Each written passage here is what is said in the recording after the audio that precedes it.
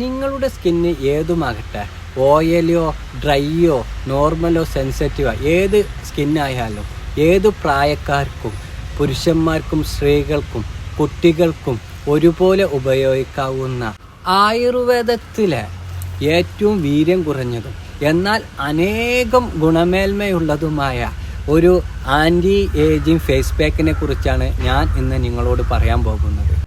Hi, ഞാൻ doctor Shamsheer Babu. ഇന്ന് നമുക്ക് നവര ഫേസ് പാക്കിൻ്റെ ഗുണങ്ങളെയും ഉപയോഗ രീതിയെക്കുറിച്ച് പറയാം. നവര ഫേസ് പാക്ക് ഉണ്ടാക്കുന്നത് ബ്രൗൺ നവര അരി ഉപയോഗിച്ചിട്ടാണ്. ഇത് രണ്ട് രീതിയിൽ നമുക്ക് ഉണ്ടാക്കാം. അതിൽ ഒന്നാമത്തത് നവര അരി എടുത്ത് വേവിച്ച് കഞ്ഞി രൂപത്തിലാക്കി മിക്സിയിൽ അരച്ച് ഫേസ് പാക്കാക്കി ഉപയോഗിക്കാം. ഇത് 13 വയസ്സിന് മുകളിലുള്ള കുട്ടികൾക്കും ടീനേജുകാർക്കും ഉപയോഗിക്കാം. രണ്ടാമത്തത് നവര അരി കഴുകി വൃത്തിയാക്കി ഉണക്കി പൊടിച്ച് ഫേസ് പാക്കാക്കി ഉപയോഗിക്കാം.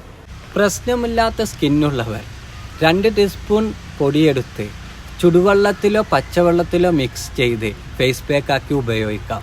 ഡ്രൈ സ്കിന്നോ ചുളിവുകളുള്ള സ്കിന്നോ ഉള്ളവർ പാലിലോ തേങ്ങാപ്പാലിലോ മിക്സ് ചെയ്ത് ഉപയോഗിക്കാം. ഓയിലി സ്കിന്നുള്ളവർ തേനിലോ റോസ് വാട്ടറിലോ മിക്സ് ചെയ്ത് ഉപയോഗിക്കാം. ഫേസ് പാക്ക് അപ്ലൈ ചെയ്യുന്നവർ ഒറ്റ ലെയറായി അപ്ലൈ ചെയ്യാൻ ശ്രമിക്കണം.